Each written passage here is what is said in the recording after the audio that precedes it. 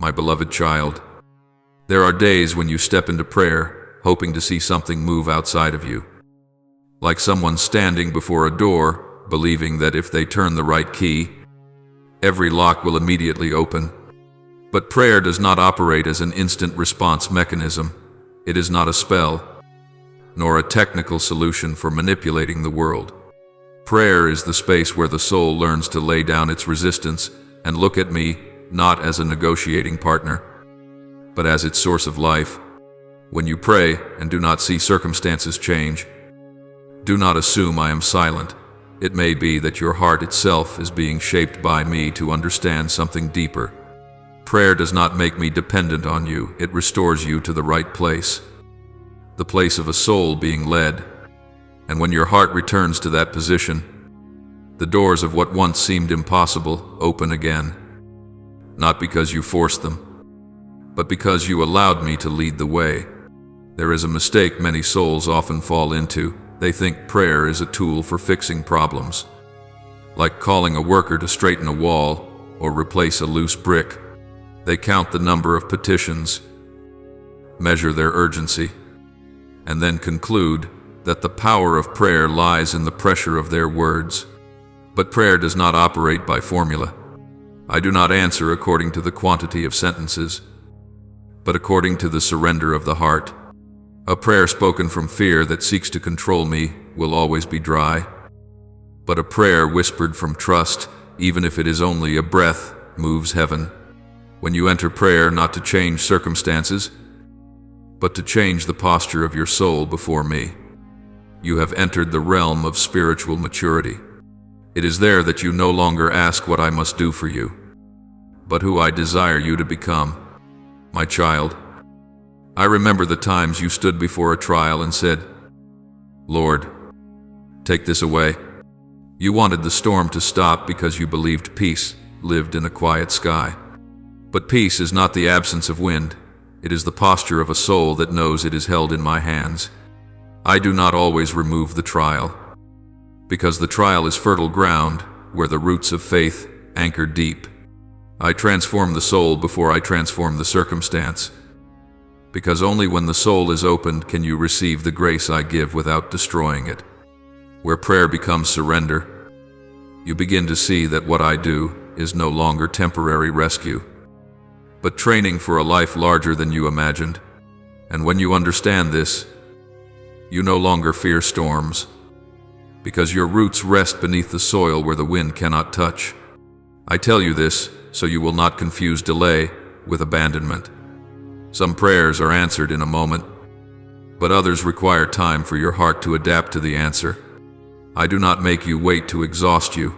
I make you wait so that your soul may see what it once refused to look at.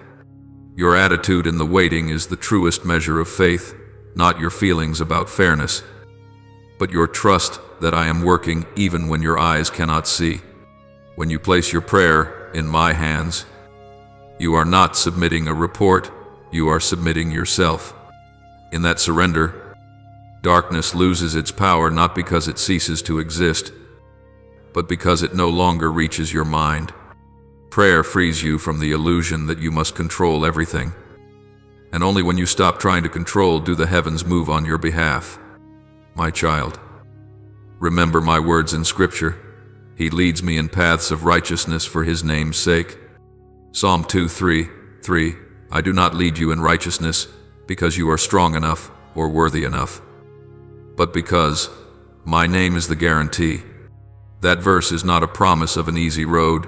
It is an invitation for your soul to step away from the instinct to control and step into guidance. When you pray only to change circumstances, you see me as a coordinator. When you pray to change your posture, you see me as the one who leads. And it is this shift that distinguishes you from the world. The world asks me to intervene in order to preserve the plans they have already drawn. You must ask me to shape you so that you fit the plan I made from the beginning. This is where prayer becomes breath, not a counterforce to events, but the alignment of your soul with the rhythm of my kingdom. There are moments when you come into prayer in tension, like someone clutching their entire burden in their chest and hoping that if they speak long enough or urgently enough, I will change something to relieve them. You are used to striving, to proving, to finding a way to be accepted. So you bring that habit into prayer. But prayer is not negotiation to secure my agreement with the plan you already have. It is the stopping point where the soul ceases running and begins to breathe. When you pray with pressure, your mind tries to hold control. When you pray in stillness, your heart releases the fear that if you stop trying, everything will collapse. Prayer places you in a position where you no longer must hold everything together, because I have upheld you even when you did not know it. Fear makes you believe that if you do not manage everything yourself, no one will do it for you. The world has taught you that strength is self-reliance, that only those who push themselves to the end deserve support. But your strength does not lie in tightening your grip. It lies in recognizing your limits and returning to me before exhaustion arrives. When you pray to convince me that you need help, you are seeing me through the lens of scarcity. But when you pray to hand the burden back to me, you are admitting that you do not need to prove anything to be loved. I do not wait for you to assemble a case file. I only need you to give me an opening through which I may enter your life. Prayer does not help me understand more, it helps you remove the armor that makes you believe you must fight alone. There are times when you speak many words, trying to explain every detail to prove you have legitimate reasons. You believe that only if you present everything thoroughly will I recognize the urgency. But I saw you before the prayer was formed. I saw the moments you carried your pain in silence when no one understood how tired you were. Prayer is not so that I may grasp your situation, but so that you may lay down the assumptions that weigh your heart. When you pour your fears out in prayer, you are not trying to persuade me of your weakness. You are accepting that there is nothing wrong with being weak before me. What I desire is not a perfect request, but a heart no longer closed because it fears judgment. Many souls believe powerful prayer must be formulated with the right words, at the right time, in the right manner. But the strongest prayers are often the smallest whispers uttered when you no longer have the strength to decorate them with reasoning. These are the prayers that do not seek control, they simply open a door. Be with me. When you confess that you cannot do everything alone, prayer becomes the place where I fill the empty spaces fear has claimed. It is not because I take pleasure in your exhaustion, but because I know that only when you stop clenching your fists can you receive. If you hold everything in your hands, you will believe failure proves you are not good enough. But when you surrender it to me, you will understand that failure only proves you still need me. I do not want you to use prayer as if you were pleading with me, as though I were not already willing. I want prayer to become trust. Trust does not appear when you have gathered enough proof. It arises when you dare to place your foot upon ground you have never walked before. In that trust, prayer is no longer a tool of persuasion, but the breath of a soul that knows it has not been abandoned. When you release the fear of having to do everything alone, you are not abandoning responsibility, you are only releasing the burden of believing your very existence depends entirely upon your ability to control. And in that moment, prayer becomes a space of peace, a place where you do not need to prove, do not need to argue, only need to be present so that I may step in. There are times you think prayer must be composed of perfect sentences, as if only when you choose the right words will you be heard. You come before me with confusion, trying to arrange every thought, every emotion, every memory into neat order to avoid saying the wrong thing or saying too little. But prayer is not measured by the refinement of language. It is measured by the direction of the heart. When the soul turns toward me, you have already stepped into the space of authenticity, where there is no performance and no need to reassure yourself by linguistic perfection. I am not waiting for you to speak correctly. I am waiting for you to return. Like a child who cannot yet express themselves, but still reaches out to be embraced. You do not need to explain much. eyes lifted, hands open, silence filled with expectation. This is the language of prayer. There will be times when you come to prayer exhausted, without enough strength to articulate anything clearly. You see only a thick night before you. You do not know how to take the next step, and the only thing remaining in your heart is the desire not to give up. Do not think that in those moments I am far from you. I see the small flame that is keeping your heart from sinking into despair, like a faint light in the night that only illuminates a single step. Your prayer is not meant to reveal the entire path, but to keep you from standing still in fear. Prayer does not bring you to the destination in one breath. It lets you take one step without collapsing. I do not require you to understand everything. I only want you to turn toward me rather than toward fear. There are words you will never speak aloud, thoughts you keep only within yourself because you think they are clumsy, too small, too chaotic to be worthy.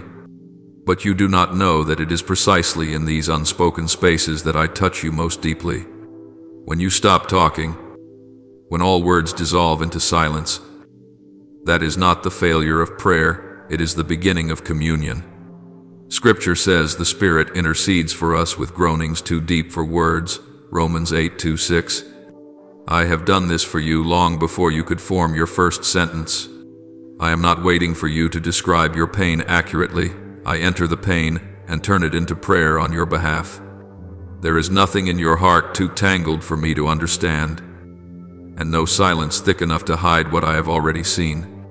My child, there are days when you think that not being able to say the right words is a sign of weakness. You see others pray fluently, emotions well-shaped, while you only know how to sigh. But fluency is not the evidence of faith. Turning to me is the sign of it. In prayer, you are not constructing a report to present before me. You are crossing the threshold of return. A child does not speak perfectly when seeking the arms that await it, and I never demand that my child grow up before being loved. The weight of prayer does not rest in the words, but in the willingness of the soul to lay down its pride and admit it needs somewhere to rest.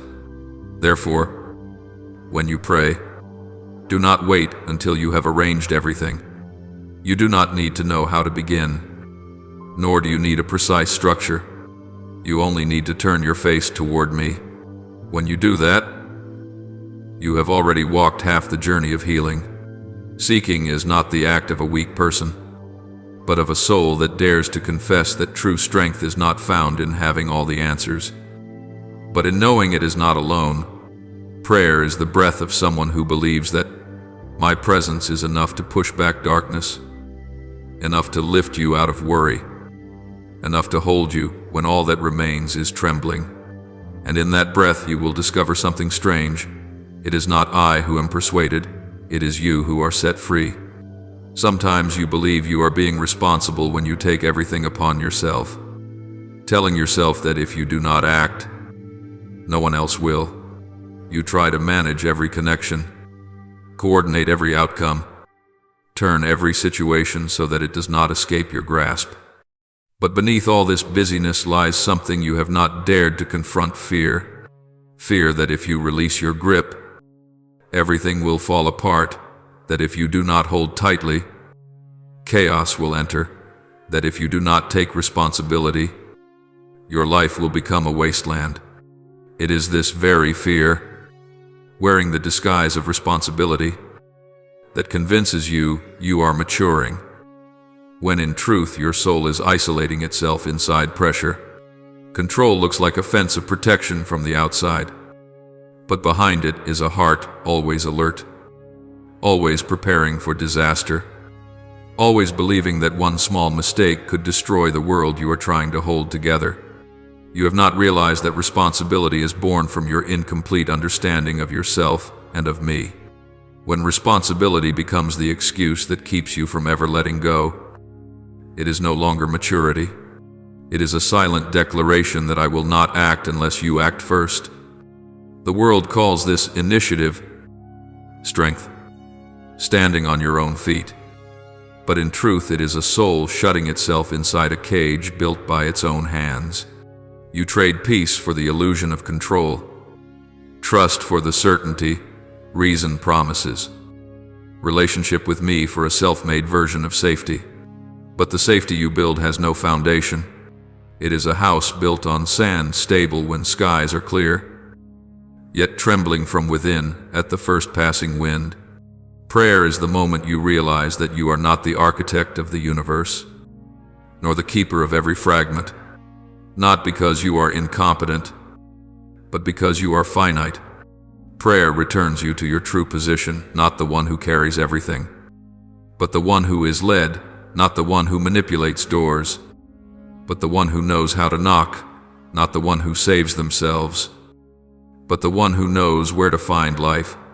When you pray because you fear losing control, you have not entered trust, you have only changed the method of control. But when you pray because you have recognized that I am the foundation, you step into another reality, the reality where you no longer have to prove anything to yourself, to others, or to me. In that reality, you learn to breathe more gently, because you know you are not holding the world upon your weary shoulders. Some people say that letting go of control is avoidance, irresponsibility, resignation. But they do not see that straining to hold everything together is another kind of resignation, surrender to fear. You do not know how many times you have lost your peace simply because you tried to keep everything exactly as planned. And when things turned out differently, you were not only disappointed with the circumstances, you were disappointed with yourself, as if you had allowed the world to collapse. Yet what you call failure is often only an invitation. When something you cannot control happens, I am drawing my chair closer, placing my hand upon your anxious heart and asking, are you willing to let me lead, not to rebuke you for having tried, but to show you that maturity is not the ability to manage everything alone, but the wisdom to know when to lift your eyes. Prayer does not make you smaller, it restores you to your true size. Control turns you into a pursuer, always anxious, always calculating, always staring at the gap between you and what you have not achieved. Prayer takes your eyes off that gap and fixes them on me, the one who never leaves you. In that presence, you are no longer the guard of your own life, but the one who is cared for, no longer the one who must force everything to be right, but the one learning to live with what I bring. When you acknowledge your place before me, you do not lose initiative. You regain your true capacity, the power to walk each day, not in self-defense, but in peace. There are moments when you think faith is a sophisticated plan. The more carefully you calculate, the more you anticipate, the more you can guarantee a good result. You imagine that if you look far ahead, arrange everything wisely, and keep all possibilities under control, then I will align myself with what you have prepared. But heaven does not operate by your logic. Heaven operates in trust. A calculating mind demands that every door be opened by its own strength. Faith needs only one door to be open, the one that faces me. Fear urges you to measure what I have not yet revealed. Trust enables you to move when the light is enough for only one stretch of the road. When you calculate, you demand an answer before you walk. When you trust, you let the journey itself become the answer. My child, look at the seed placed into the soil. It does not understand the moisture of the earth, does not know the structure of each layer of sand, does not ask about timing or sunlight. It simply sprouts because life has already been placed within it. The seed does not need to explain to itself why it grows. It simply does what its nature compels it to do. So it is with your faith. You do not need to understand all of my workings for me to act. You only need to be in the right place. Like the seed in my hand, it is precisely in the place you assume is dark, where you feel buried, that life begins. The soil does not explain. The seed does not interrogate, yet the shoot still presses upward toward the light. If the seed had to understand, it would never sprout. if you insist on knowing every answer, your soul will never truly grow. There is a secret. Many souls mature in faith have learned heaven moves while you rest. Scripture records that the sower sleeps and rises. Night and day pass, and the seed quietly grows, he knows not how. Mark 4:27. The sower does not stay awake all night to monitor each tiny movement of the root, does not press his ear to the earth to hear the sprout pushing past the stones, does not torment himself because the plant does not grow according to his preferred pace. He does his part and entrusts the rest to me. That is not passivity, it is trust. Life unfolds in silence, without your supervision, without depending on your control, because the one who causes life to flourish is not you. The world will tell you that only the weak let go, that the wise must calculate to ensure they lose nothing. But look at what you have lost because of that constant calculation. You lost peace when outcomes did not match your expectations.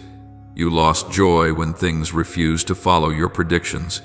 You lost hope when effort did not bear the fruit you imagined. Calculation turns your soul into a supervisor of every fluctuation, while faith returns you to the place of one who is nourished. When you trust, you do not abandon initiative. You simply abandon the illusion that life rests in your hands. You can sow the seed, water the ground, protect the garden from storms, but you cannot command the root to go deeper or the sprout to break through. You can only recognize that the most beautiful part of the miracle always happens out of sight. There are seasons when you think you are failing because you do not see anything change. You assume the tree is not growing because you cannot see it getting taller day by day. But you forget that the essence of growth is quietness. What happens beneath the surface announces itself to you with no loud noise. Roots always grow before the trunk. Darkness beneath the soil always precedes light above the ground. When you trust me, you accept that there are processes you are not allowed to inspect, answers you are not allowed to hold, and seasons you can only understand once they have passed. Not because I enjoy keeping secrets to make you anxious, but because if you knew everything in the way you want to know it, you would no longer have need of me. When you try to grab hold of everything, you think you are protecting the future, but in truth you are building a wall that keeps me out. Your heart runs on two obsessions, the fear of losing and the fear of not being enough. Because you fear loss, you cling tightly to every relationship, every opportunity, every outcome. Because you fear not being enough, you exhaust yourself trying to prove you deserve it all. Those two fears gradually shift your trust away from my presence and onto your own hands. You call it strength, determination, adult responsibility. But in reality, it is a quiet declaration that unless you control it, I will not intervene. I do not punish you for that thought. I stand at the boundary and wait. Not because I am weak, but because I will not kick down a door you are desperately trying to bolt from the inside. Some souls think I only step in when their faith is perfect, but it is not so. I step in when they no longer have the strength to pretend they are strong. You cannot count how many times you have wept in your own mind because you could no longer sustain the role of handling everything alone. You did not collapse because you were incompetent. You collapsed because you were trying to perform the function of a creator you were never meant to be. When you let go, you do not fail. You simply return to me, the place I have always held. Where you see breakdown, I see foundation. You see only fragments. I see soil softened enough for new seed. What I do is not to compete with you, but to rescue you from a battle you were never meant to fight by yourself. You often ask, if you are needed, why do you not act from the beginning? But, my child, I do not enter spaces where you have given me no room. I do not wrestle for control. Do not snatch the reins from your trembling hands. I do not impose, because love does not coerce. You may do everything your way, and I will wait patiently for you to see its limits, not to mock you, but to let you feel that you were never designed to walk alone. When you release your grip, I begin not because I needed a chance, but because only then have you stopped building fences to keep me from touching you. Surrender does not make me your last resort, it restores me to the place that has been mine from the beginning. I do not act from a posture of competition with you, for if I competed, you would become my rival. I do not fight to seize leadership of your life, because I did not create you to be a threat to me. You are a soul entrusted with freedom, and that very freedom makes letting go an act of love. If I stepped in by force, you would become a slave, but when I only enter as you open the door, you become a companion. My love is not a stream forcing its way through cracks in stone. It is a spring waiting for you to come and drink. I begin when you stop trying to carry what was never yours to bear, because only in that clearing of space are you quiet enough to receive what I give. There are people who believe that letting go is the same as giving up, that you will become passive and weak once you stop clinging to what you want. But look back at the times you relied on your own strength. How many times did you lose your joy just to hold on to something that was already leaving you? How many times did you exhaust yourself trying to force open a door that had already closed? Letting go does not make you smaller, it returns you to your true size. Not the one who wields control, but not the powerless one either. You are the one who belongs to me, and your true place is not on the throne of power, but in the arms that lead you. Where you release is where I begin, not to prove that I am stronger than you, but so that you may know you never had to walk alone. There are moments when you enter prayer as one presenting a report, trying to recount every effort, every small success, every righteous act to prove that you deserve my help. You choose what to say, conceal the scrapes, polish the details you think will please me. But prayer is not the place where you perform. It is not a stage on which you must wear the costume of the strong. I do not seek your reports, I seek your soul. I do not demand perfection, I only ask, can you come in truth, in that silence? I do not listen to judge, I listen to heal. Many souls fear exposing their weakness, because they believe weakness is the same as failure. They have lived so long among measuring eyes, criticism, and standards of achievement that they assume I see them the same way. In life, you are praised when you do well. In prayer, you are seen when you dare to be honest. When you bring me the honors you have accumulated, you only bring a wall between us. But when you lay down the wounds you still try to hide, that is when the soul begins to be healed. Weakness does not make you smaller in my sight. Pretending to be strong is what takes you farther from me. My child, there are times you enter my presence with a list of what you have done, the right decisions, the patience you have exercised, the disciplines you managed to maintain, the sacrifices you believe deserve recognition. You hope these things will make me softer toward you, but that hope is what wears you down. You turn prayer into a dialogue between merit and reward. But I do not wait for you to be good enough to draw near. I draw near so you no longer have to strain. If you only come when you have something worth boasting about, you will walk away when those things fade. But if you come when your heart is trembling, that is when you have done what I desire, daring to believe that my love is not dependent on your achievements. There are truths you have hidden from your own heart, even more so from speech and prayer. You refuse to speak of the envy that has quietly grown. You do not mention the bitterness toward the one who left you. You do not acknowledge the wrong choices you still defend. You think if you bury them long enough, I will not see, or at least you will not have to face them. But secrecy does not make you safe. Secrecy only makes you lonely. Prayer is not a clenched fist that holds everything under control. It is the act of opening so that light can fall in. I do not come to accuse you. I come to lift you from the very places you are afraid to reach. In life, you have met many who only want to hear what is pleasant. You learned how to speak what comforts others, how to hide what is not worth seeing. But I do not give love according to those rules. I do not love you because of how much you have done right. I love you because you belong to me. When you pray as one, submitting numbers of accomplishments, you place yourself in the seat of judgment. When you pray as one, seeking refuge, you place yourself in my hand. I know your weakness before you name it. I simply wait for you to be brave enough to bring it before me, so that you may learn I never turn away from it. Many souls try to polish their prayers like gemstones, weighing every word, every sentence, every tone, afraid that if the language is not elegant enough, I will not listen. In their hearts, they imagine I am like people moved only by refined expression, comforted only by perfectly arranged words.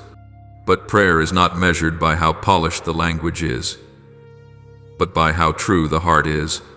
A beautiful prayer may impress the listener, but an honest prayer is what reaches me. I do not look for skill, I look for confession. Before me, a single tear of truth is worth more than a long speech. A trembling whisper echoes louder than a carefully crafted paragraph designed to appear worthy. My child, what makes prayer complete is not layers of complex ideas, nor techniques of expression. It is presence. When you say, I am here, please help me, you have struck the exact place where the soul needs healing. That sentence holds no philosophy, no argument. It is simply the breath of a heart that has laid down the disguise of strength. It is the most mature prayer, because it offers no conditions, no demands, no deals, only the step of returning. Not everyone can utter such simple words, because to speak them, you must accept seeing yourself without the painted mirror. And in that simplicity, you begin to learn that I do not need explanations in order to understand you. There are moments when you try to recount your entire life in prayer, using words to explain, analyze, and justify your choices and emotions.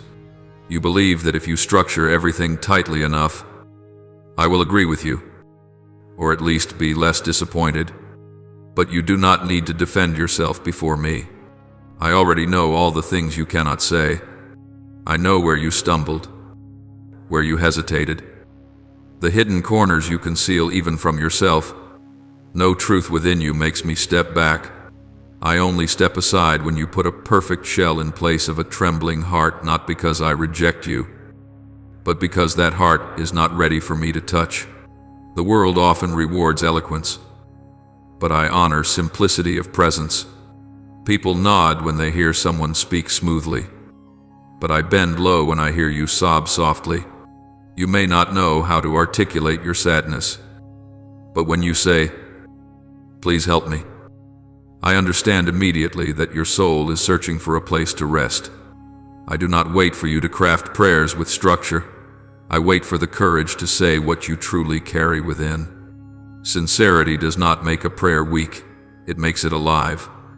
Even when the words are rough, when the thought is incomplete, I still see the love and trust you are trying to offer. Some people will say they honor me more when they choose beautiful words, but reverence is not a performance. Reverence is when you come to me as your true self, not the version of yourself you think I will accept. If you must hide your weakest parts in order to be received by me, then it is no longer love, it is a transaction. I do not want your soul to be a guest in my presence. I want you to come home. And a person returning home does not need eloquence. They only need to know that the door is always open, and they are allowed to step in, even if they have not yet tidied up the rooms of their soul. When you dare to pray with sincerity, you are not merely speaking to me, you are liberating yourself. There are moments when you step into prayer with the obsession that everything must depend on your own abilities. You look at what you have, what you know, what you have gone through, and you believe strength can only be born from those things. But prayer is not a reminder for you to prove yourself. It is an admission that you are not the source. When you speak to me, you are not presenting your adequacy. You are turning your gaze toward the place where power begins. I become the anchor you hold on to, not because you are weak, but because you know true strength does not rise from self-reliance. You do not need to hold up the whole sky. You only need to know where the sky is held firm. What I look for in prayer is not your prowess, but your direction. When you speak to me, you are turning your back on the fear that everything depends on your own hands, and you are turning your face toward grace. That turning is an act of faith, not because you have seen the outcome, but because you have chosen to take the first step into a place your eyes cannot yet catch up with. The most mature prayers are not the ones spoken with force, but the ones that know where the source of strength lies. It is not the roar of a victor, but the breath of a soul seeking refuge. When you pray, you are not fortifying walls around yourself. You are opening the door for me to enter. My child, remember the man named Peter upon the water. He dared to walk even while the wind still roared, not because he had the ability to tread the sea, but because his eyes were fixed on me. Only when he turned his gaze toward the waves did he begin to sink. People often think what broke him was the strong winds or the deep water. But no, what causes a person to descend is when they turn their eyes away from the source of strength. Peter did not fail because he lacked ability. He simply forgot that power does not rise from his feet, but from me. And when he cried out, "Lord, save me," I stretched out my hand immediately. I asked no reason. I offered no reproach for his weakness. Just one cry of return was enough. Spiritual strength is not born from the moments you try to control everything. It does not come from proving you are capable enough, persistent enough, powerful enough. It comes from the realization that you are not the generator. When you speak to me, you are relinquishing the task of being the keeper of every solution. And you are returning that authority to the one whose hands never tremble. I do not make you steady because of your achievements. I make you steady because you are my child. When you pray in authenticity, you are not drawing power from your words. You are rooting yourself in the place where I stand firm.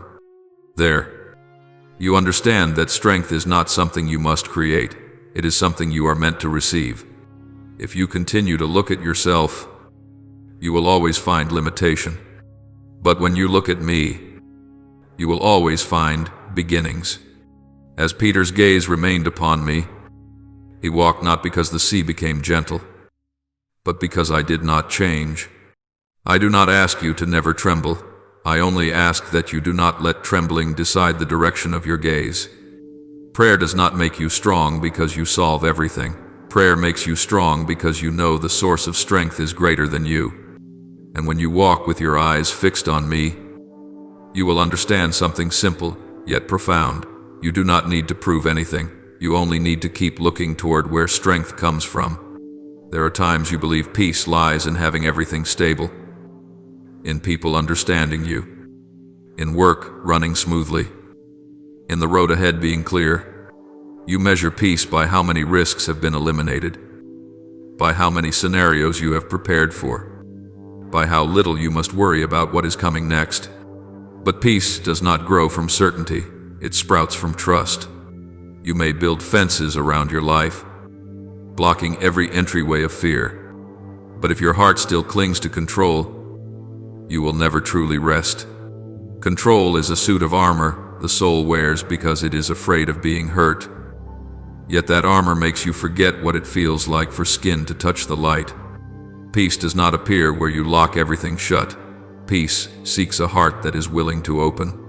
When you try to control, you unconsciously place yourself in the position of the one who holds dominion. You become the planner of outcomes, the predictor of fluctuations, the one who upholds every weakness with your own strength. But that position does not belong to you. It exhausts you because you must constantly perform the role of the strong one. The more you control, the more fragile everything appears to your eyes, and you begin to believe that a single breach could destroy it all. When you release your grip, you are not surrendering to fate. You are merely returning to me what was never yours. I do not need you to be omnipotent. I only need you to recognize that you are not the foundation. In that recognition, your soul falls into a soft place where peace comes not through force, but through being upheld. There are things you have chased not because they were necessary, but because you feared losing control. You hold tightly to a relationship because you fear loneliness. Cling to a job because you fear failure. Cling to a plan because you fear being called directionless.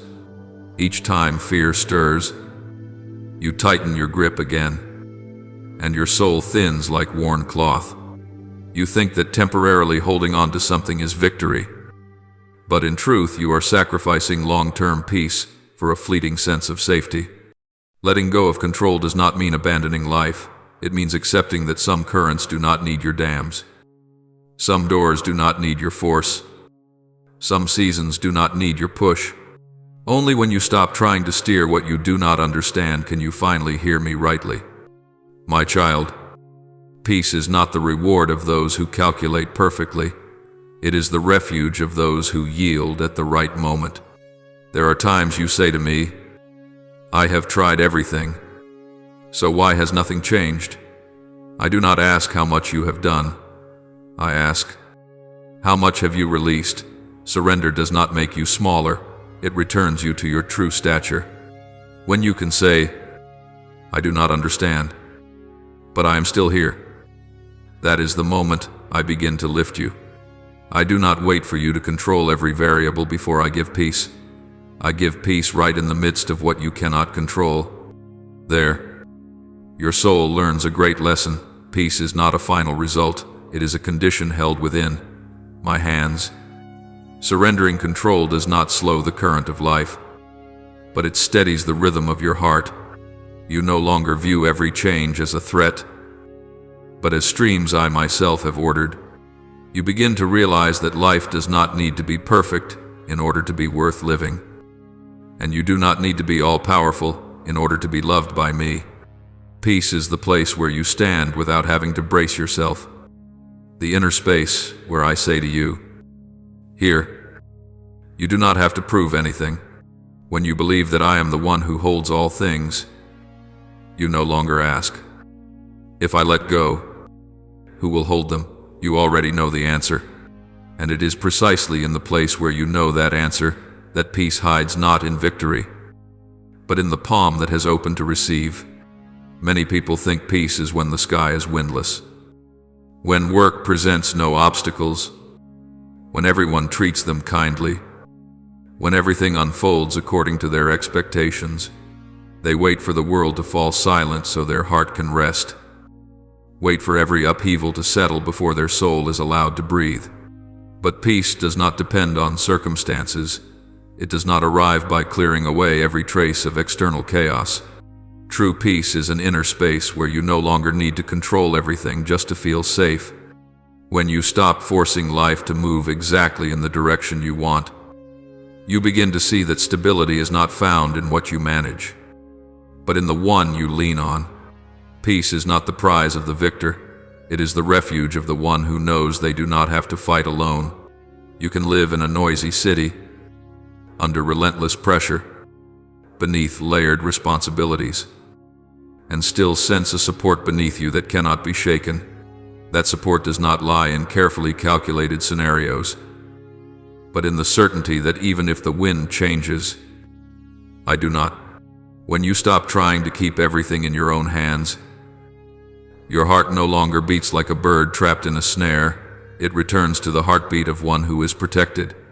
Peace is not the absence of sound. It is the reality that sound no longer has the right to define you. It is not that the world becomes kinder, but that your heart becomes more resilient.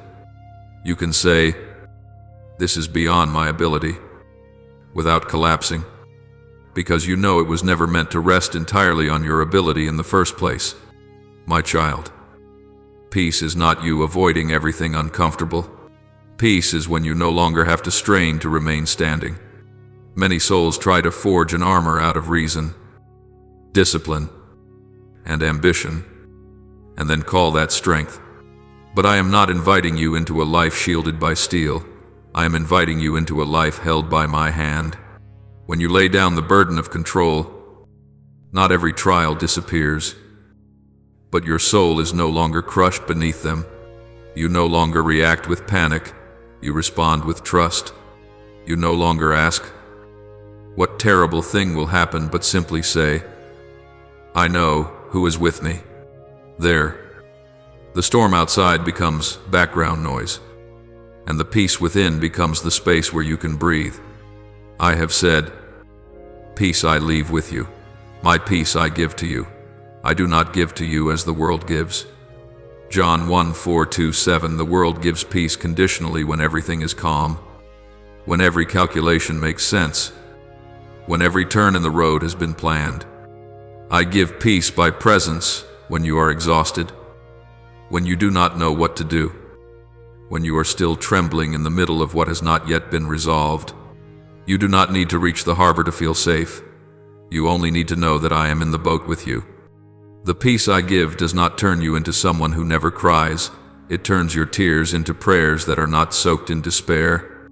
It does not keep you from every failure, but it keeps your heart from shattering when failure comes. And one day, you will look back on stretches of the road you once thought you could never survive. You will see that those events were not the places where peace disappeared, but where peace was born. You will remember the nights when you had no strength left to hold on to anything, and you will realize that in those very moments, I was the one holding you, like waves that hit the shore and then recede. The chaos around you is not a fate, it is only movement. Peace is not a rock that never meets a wave. Peace is the shoreline that knows the water touches only the surface and cannot reach the core. When you understand that, you no longer wait for the world to fall silent before you start living. You live in steadiness even while the world is still trembling, because you have anchored your heart in the place that never changes. There are those who think peace is a miracle that only occurs when the storm stops blowing, when no one speaks against them anymore, when all pressure disappears and every door swings open. But the peace I give does not wait for favorable conditions.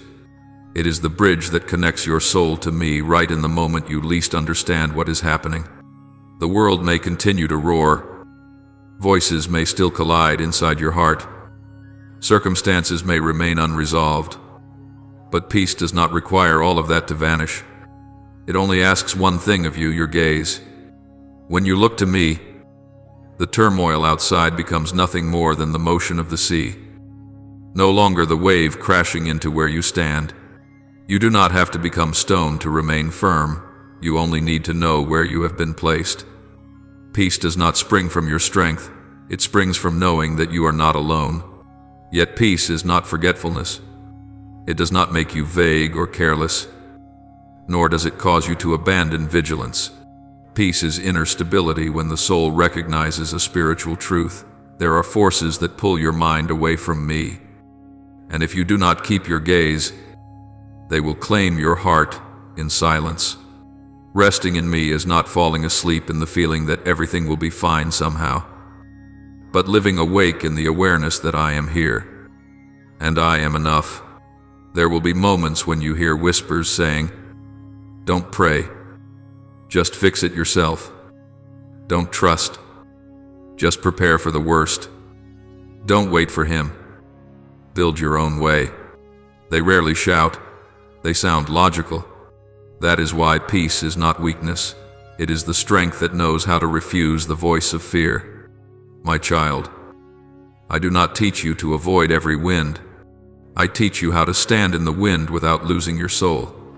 There will be times when wakefulness feels like a watchman on the wall, refusing to take his eyes off the horizon where danger might appear, refusing to let his heart be swept away by human praise or criticism. But I do not call you to live in constant tension. I want you to know discernment, when to stand firm, when to exhale, when to keep silent so my word can rise within you. This is the balance that only a soul which has released its claim to control can learn. The controller is so vigilant that they forget to live. The complacent rest so deeply that they forget to watch. I do not want you to become either extreme. I want you to walk in a peace that watches, not in an anxiety that hides. You will recognize true peace when you face things that make others tighten inside. Yet your own heart does not crack, not because you are stronger than they are, but because you no longer live alone. When doubt appears, you look to me before you look at yourself. When emotions surge, you pause to breathe before you act. When the voice within urges you to seize control, you remember that power does not flow from your hands. Peace does not make you passive, it helps you act rightly. Peace does not make you give up, it keeps you from collapsing. Peace does not feed illusions, it protects the soul from persuasive words that are hollow at the core. And as you walk through this world with your gaze fixed on me, you become one who is not shaken by what is shaking everyone else. I do not promise that the world will become easier to live in. I promise that you will become resilient, not because you will understand everything, but because you will know where you belong. Peace does not calm the sea. It changes the way you walk along the shore. When you no longer need to control everything, you learn to enter each day like one who carries a lamp. The light of that lamp does not reveal the entire road, but it is enough for you to know how to step forward. And with every step you will understand one more thing. Peace is not found in avoiding storms, but in knowing that on every wave, I remain the place where you can rest. There are souls who believe that if they pray long enough, if they believe strongly enough, the world will soften so they may walk through it with ease. They hope every path will be cleared. Every voice of opposition will disappear. Every fear will fade like mist that does not linger on the leaves. But my child, I never promised that the world would yield to you. I only promised that I would be with you. Peace is not standing in a life reshaped according to your desires. Peace is stepping into the very things you cannot control without sinking into panic because you know where your gaze is fixed. When you pray, you are not asking me to remove every obstacle. You are learning how to walk without letting those burdens crush your soul. It is not a pleasant pursuit, but it is genuine maturity. You stand by faith, not by the strength of your own survival. The peace I give is not a shell that allows you to live quietly and escape every inconvenience. It is like a hidden stream beneath cracked ground. Though the surface breaks, the water still flows, still nourishes the roots, still sustains life. You may stand in a room full of laughter, where people treat the value of the soul lightly, and still keep your heart from drying out. You may pass through days filled with the temptations of the world, voices calling you back to self-reliance, images parading human power, values that seem absolute, yet hollow, yet still keep the tenderness I placed within you. Not because you detach yourself from the world, but because you have learned how to recognize me in every breath. When you open your heart, peace does not merely cover you, it becomes the ground on which you stand. Even when the wind shifts, I want you to understand peace does not make you fade. Peace is not a retreat from life to avoid being hurt. Peace is what makes you shine within life, because your soul is no longer manipulated. Like Peter, who looked at me upon the water he walked, not because the sea was calm, but because his gaze was fixed in the right place. You will do the same. There will be seasons when the world trembles, when voices make you doubt your path, when people assume you are too gentle to survive, or too different to be accepted. But you do not need to refute them. You do not need to argue. The peace within you is your answer. When the soul no longer depends on human applause, it becomes the soil where I can plant new strength. You are not protected by hiding. You are protected by choosing to place your heart where I am. There is a gentle awakening that peace brings. It is not the ringing of bells in thunder or a piercing warning. But like dawn slipping through a window, no one can deny that a new day has arrived. I do not make you into a warrior who is constantly tense, always searching for enemies. I make you someone who can walk through open fields without fear of being devoured. Spiritual tremors unseen by human eyes are not for you to panic over, but for you to learn how to walk in discernment. You do not need to know everything, but you need to know me. You do not need to understand the future, but you must place your hand in mine. Peace is the awakening that you are not facing life alone. You only need to keep your gaze upon me, so you will not be swept away by the momentary waves of the world. My child, the peace I give you will not make you distant from humanity. It will teach you how to love them without losing yourself. You will encounter hearts hardened by disappointment, people who treat gentleness as a sign of weakness. You will see souls disoriented when everything they once clung to begins to collapse. In those places, the peace within you is not merely your shelter, it is a sign there is another home to return to. You do not lecture them. Do not force them. Do not prove anything. You only need to stand firm in my silence, and that silence will echo louder than any argument. Peace does not empower you to dominate, but it keeps you from being swallowed, not because you are strong, but because you are held by the one who never changes. When you hold this peace, you become an invitation for those exhausted by control, worn out from trying to save themselves. There are those who think prayer is something reserved for a set time, an action used only when life is chaotic, when the heart loses balance, when everything falls out of reach. They treat prayer like a coat hanging behind the door, worn when the air grows cold, and removed when the sun returns. But my child, prayer is not an activity you schedule. It is the breath by which the soul exists. Just as the body does not use breath as a remedy for exhaustion, but lives by it every moment, your soul cannot mature if it only prays in desperation. When prayer becomes something you need, more than the clarity of logic, more than the wisdom of experience, more than the effort to repair your circumstances, that is when you have entered communion. You no longer seek me to solve, you seek me to live.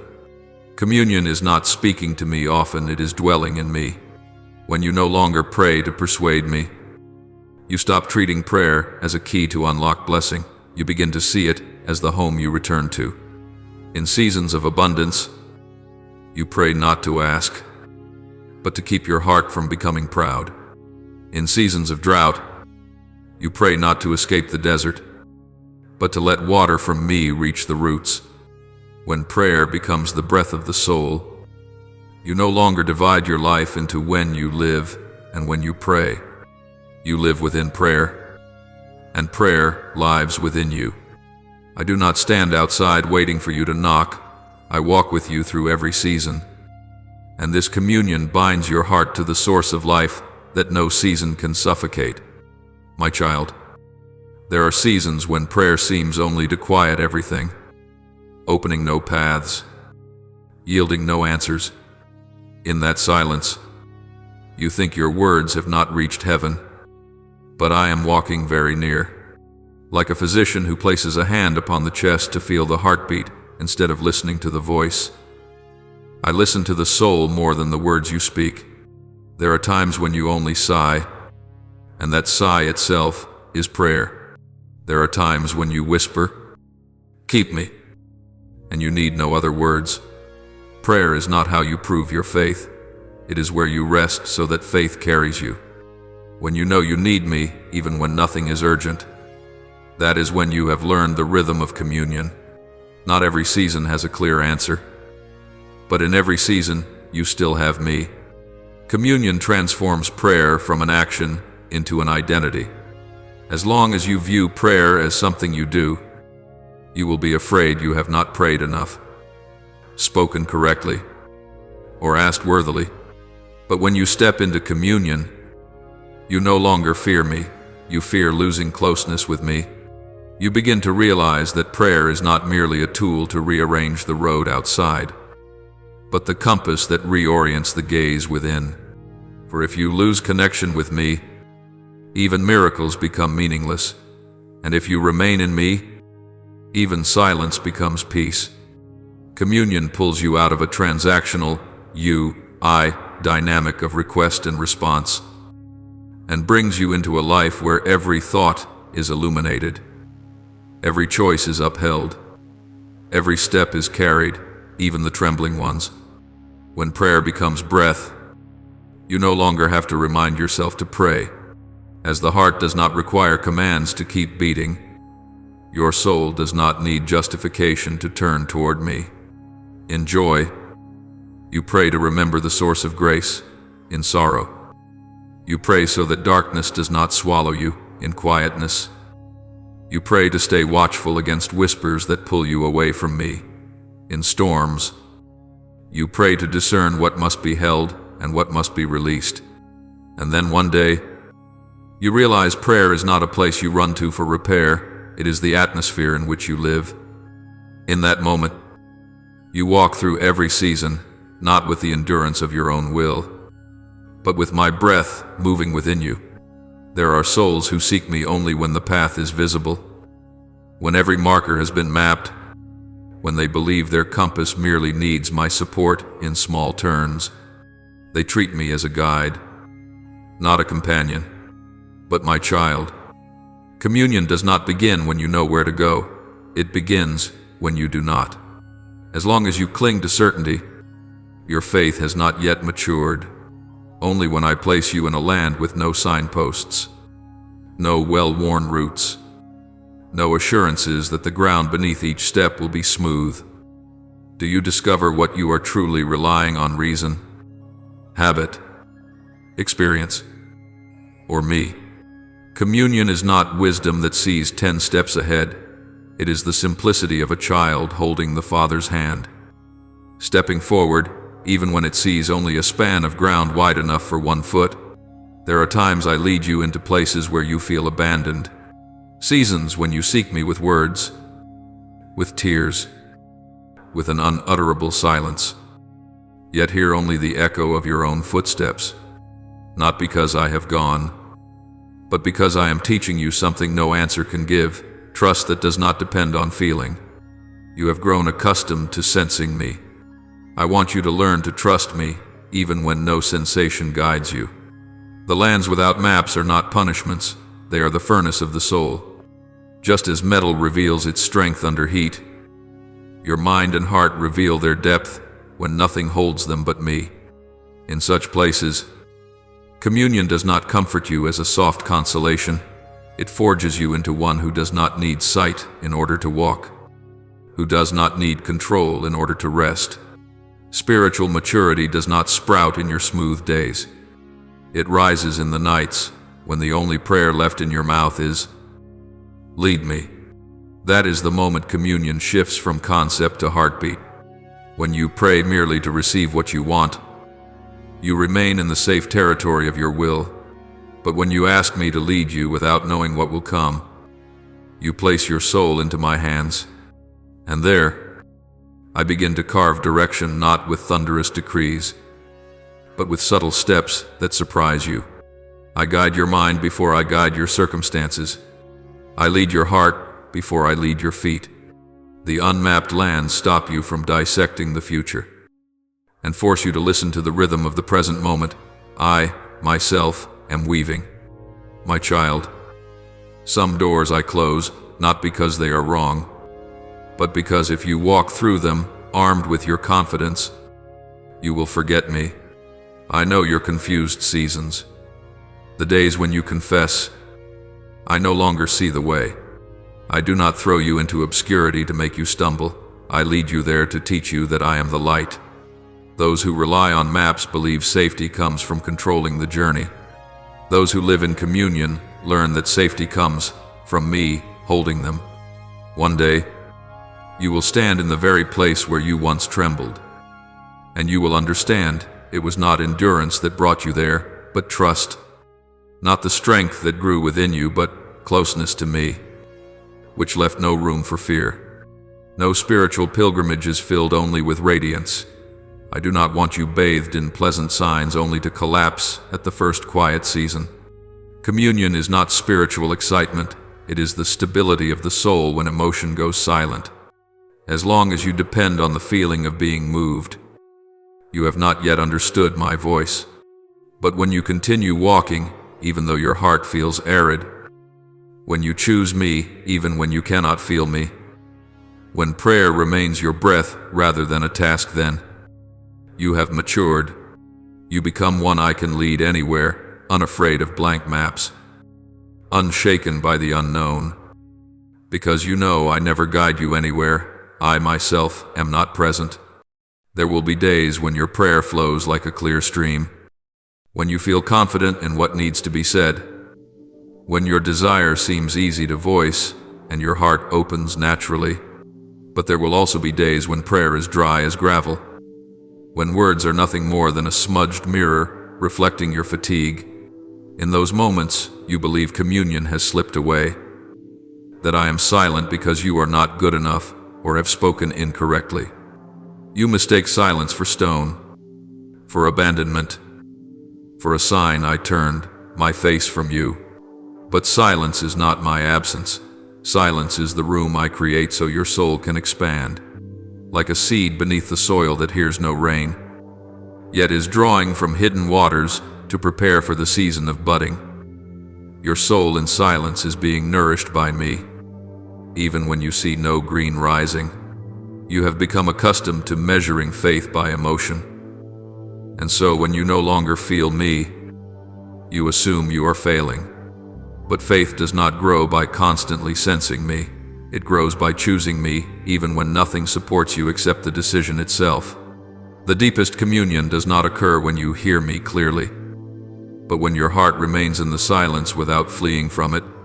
There are seasons in which I do not speak, so that you will stop relying on the safety that answers provide and begin relying on my presence itself. Not every conversation needs words. Sometimes a single glance is enough. So it is with the soul. Not every prayer needs speech. Sometimes a bowed head filled with humility tells me everything. I know you fear silence, because within it, every echo of worry, helplessness, and doubt begins to raise its voice. Silence forces you to face yourself, leaving no place to hide behind reasoning or justification. But what you do not see is that when the inner noise reveals itself, I do not stand at a distance and watch. I stand behind all of it, waiting for you to realize that you were never alone. Communion does not protect you from the truth of who you are. It strengthens you so that you may look at that truth without being crushed. In silence, you learn to distinguish the voice of fear from my whisper. And it is in that distinction that the soul matures, not through the strength of words, but through the steadiness of presence. There are those who seek me only to hear, who treat me as a source of information or prophecy for every step they take. They forget that communion is not merely exchange, but connection. Like two people who have lived together so long that they no longer need many words, simply being near one another is enough to understand. Prayer is the same when you live in me long enough. You no longer interpret silence as abandonment. You understand silence as a gentle touch. You no longer try to force me to answer, because you know the answer is already in the way.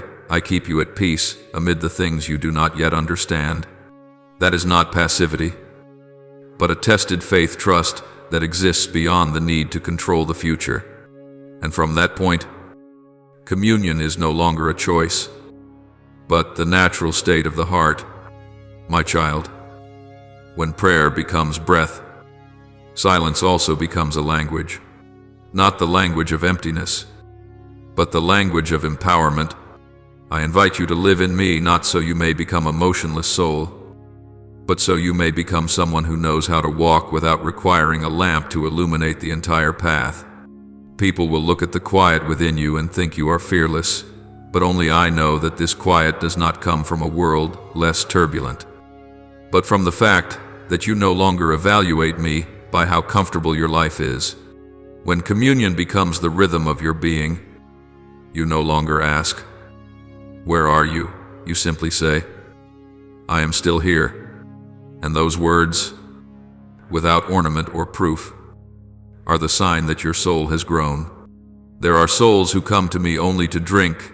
They enter prayer like the thirsty seeking a spring. They kneel beside the water, drink in haste, then walk away, believing that satisfying the immediate thirst is enough. You were once like them. In the early seasons, your prayer was a cry for rescue, a plea, a struggle to survive the desert. You came to be carried, to not collapse, to have the strength to continue. And I did not despise that, for a young soul must be nourished. But when you have lived long enough in me, when you have drunk from the stream I provide and learned that it never runs dry, prayer no longer exists only for you. It begins to flow through you like a river seeking the sea, watering barren lands you never expected. My child, the one who only knows how to pray for himself is still at the beginning. It is not a sin, but a limitation. For the mature soul does not seek shelter only for itself, it becomes shelter for others. There will be those who cross paths with you because they see in your eyes something not of strength, but of peace. They come not because you have an answer, but because you are a stretch of river that holds water. Then prayer within you no longer travels through sharp words or beautiful sermons. It reveals itself through the ability to listen, through the gentleness that knows where others can set down their pain. You do not need to force healing upon them, for the presence that I have taught you is already the sign that they no longer need to walk alone. There are souls so weak that they cannot pray anymore, not because they lack faith, but because they are too tired, too wounded, too exhausted to lift their gaze. They do not need counsel. They do not need judgment. They do not need someone to tell them they have not tried hard enough. They simply need someone who can believe on their behalf for a while.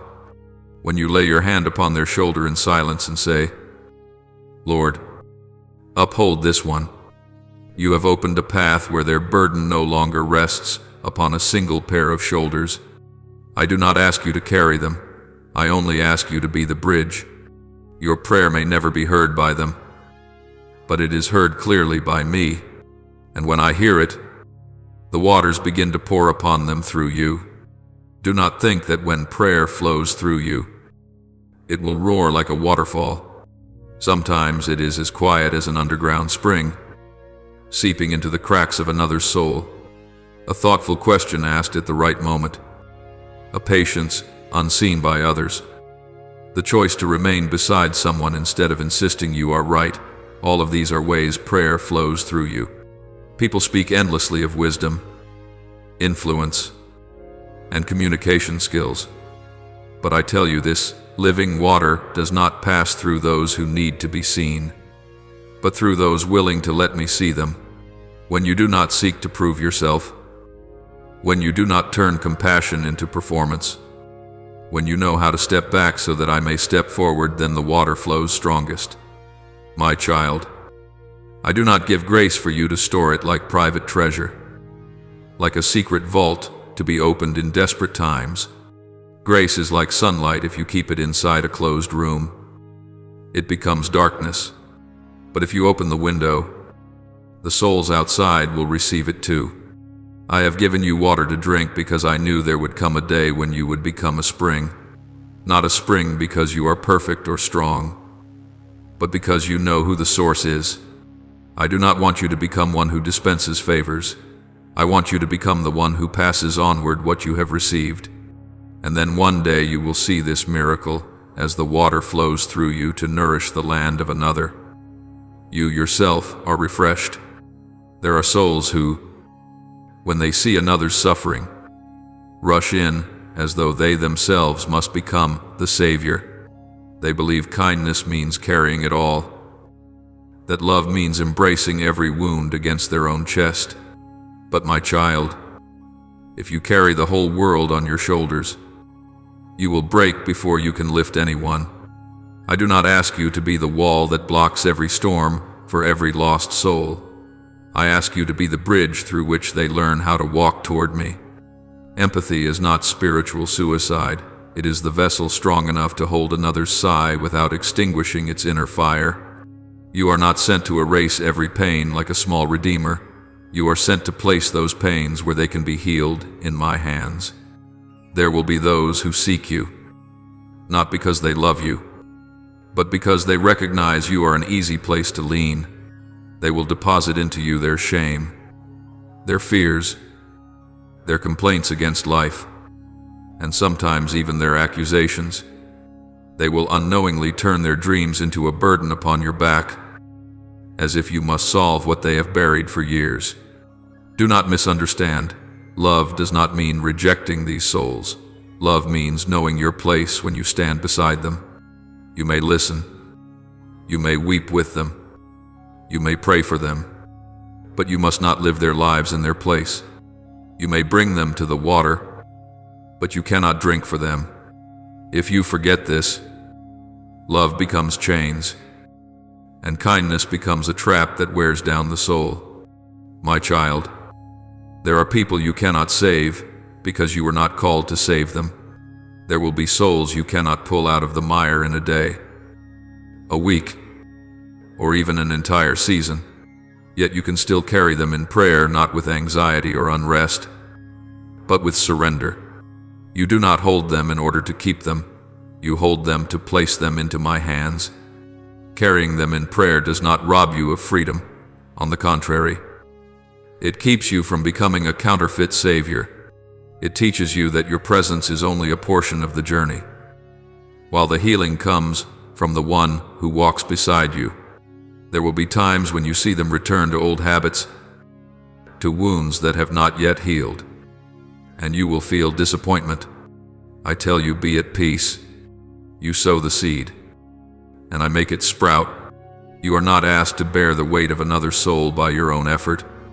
Your soul was not born to become a basket that carries every cry of humanity, but you can become the one who stands between them and despair, not by your strength, but by the communion I have cultivated within you. I will show you when to hold, when to release, when to remain silent, and when to speak. You do not need to guess, because love is not a calculation. It is a flow when you stand in me. And when you lay each soul upon my hand, you are telling me without words that you trust in me more than you trust in your own power. There are people who will fall into darkness because they choose darkness, not because you did not try hard enough. They will reject the light even when the light is beside them. You may hurt for them, you may pray for them, but you must not condemn yourself. I do not ask you to be the anchor for everyone. I ask you to protect the spring within you from being strangled. For if the light in you goes out, you will have nothing left to offer anyone. Let your kindness have boundaries, not because you are selfish, but because you must live enough to continue loving. When you place them into prayer at the right time, you are telling me that you understand a profound truth. Love is not redemption. Love points to the one who redeems. There are moments when you see the pain of another and your heart wants to rush in to rescue them, as though if you do not intervene, they will sink and disappear. But prayer teaches you another path. You do not leap into the abyss. You become the rope that binds heaven to the human heart. Prayer does not demand that you pay the price in their place. It invites you to bring their cry to the one who can transform it for real. When you pray for a wounded soul, you are not the one pulling them upward. You are simply putting your hand into the river of salvation and letting that life flow through you. Grace does not come for you to hold it as a private treasure. It comes so that you may give it away without losing anything within yourself. My child, remember the story of Moses when Israel faced the battle against Amalek. Moses did not wield the sword. He did not stand where blood was shed. He did not shout commands. He stood on the hilltop, hands lifted toward heaven, the staff in his grasp like a prayer unspoken. When his hands were raised, Israel prevailed. When his hands grew weary, Israel fell back, and when he could no longer hold his arms, Aaron and Hur came to lift them, so that the prayer would not fade between earth and sky. The power was not in Moses' arms, but in the authority he was channeling between heaven and earth. He was not the Savior, but the conduit through which victory flowed. Exodus 1, 7, 8, 12. You see, Moses did not replace the soldier on the battlefield. He connected them to a strength beyond every strategy. Your prayer works the same way. You do not change another person's life by your own effort. You open the door for me to step into theirs. You stand at the point where two worlds meet, the place where light from heaven descends and where the darkness of humanity struggles to find a way. You do not need to understand how I act. You only need to be faithful to the position I have given you. When you pray, you are not inventing something new. You are clearing the way for what I have already prepared. Do not be afraid when you feel like only a single link in the chain. A raindrop does not create the clouds, yet it brings coolness to cracked earth. A lamp does not create the current, yet it lights the dark room. You are not the source, you are the lamp. You are not the sunrise, you are the window through which dawn touches the house. When you pray, do not imagine that you must produce miracles. You only need to give miracles a path to travel. And when prayer flows through you, you will realize that this strength does not drain you because you are giving not from your own depleted reservoir, but from my well that never dries. One day, you will pray for someone you have never met, a soul separated from you by an ocean, or a person who seems entirely unrelated to your life. In that moment, your prayer will not be an act of goodwill, but the response of one who understands that I have chosen you to be a bridge. You will not know where they are fighting, nor see the wounds they hide behind their tired smile. But you will know this: I hear your words spoken on their behalf. Every prayer you lift for another is a secret seed sown into the field of their life. It may sprout at once, or silently wait for the rains, but it is never wasted. My child, standing between heaven and the world is not a glory, it is a responsibility. It does not make you stand out, but it allows you to see beyond every earthly gaze. When you channel grace, you do not stand above anyone, you stand beside them. You do not heal in my place, you open the path for me to touch them. And only when you understand this can you pray for others without burning yourself in hopeless longing. You are a bridge, not a barrier, a crossing, not the destination. I pour grace into you so that you may pass it on, and then I will fill you again. You lose nothing by giving away the grace you have received, for grace dries up only in those who clutch it as their own possession. There are days you walk through the avenues of life, seeing people rush toward success, chase after praise, cling to every opportunity as though letting go means losing themselves. When you are exposed to that noise long enough, your soul begins to dry like land scorched to cracking under the sun. Every seed of peace seems to flee to keep from being burned. But prayer is not merely a stream poured out for others. It is the hidden aquifer that nourishes your own heart. It is not a fountain that flows only outward, but a deep well from within the place where I set the waters of life to resist the drought of the world. When you return to me in the midst of clamor, not to prove belonging, but to be refreshed, your soul will not become a desert. My beloved child, do not mistake giving for depletion. The world teaches you that love is sacrifice until exhaustion. That goodness means embracing every wound of others, even when your heart has no strength left to beat. But prayer does not ask you to become the ocean floor so that every wave may bury you. It teaches you to become the shore, steady, unmoved, unbroken. And it is precisely that steadfastness that becomes a foundation for souls who are drowning to cling to. You are not called to shine with ashes, but with a flame nourished by me at the source. When you pray, you do not burn yourself to give others light. you open the door so my light may flood in, and that light, by its nature, is strong enough to reach them. There are moments when all you can do is breathe deeply between the requests of those who come to you. They bring stories full of fractures, doubts that have eroded their resolve, months that feel hopeless, and your heart longs to hold everything, to save every soul slipping from the cliff edge. But remember, if you stretch out your arms while you yourself are sinking, both will fall. Prayer teaches you another way. You lift them onto my hands. You release the weight of their pain into the current governed by heaven. And when you do so, your soul does not lose peace, it expands.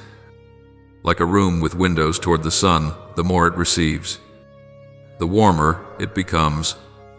Never moldy from darkness, and never exhausted from burdens it was never meant to carry. There are souls who believe holiness means abandoning themselves, giving everything away until their hearts become empty. But I never desired you to become a vessel drained dry. I want you to be a reservoir fed by a living spring. When you pray, you return to the source not because you fear you will run out, but to remember that everything you give was never drawn from your limited capacity. You are not the sky that makes rain, you are the soil that opens to receive it. And when the soil is watered, it shelters tender seeds without letting them die in the heat. My child, remember the days when you thought you must always be strong, always ready, always the shield for others. On those days, you withered without noticing. You spoke less in prayer because you believed you had to manage everything alone. You looked at every situation as though if you did not act, I would not intervene.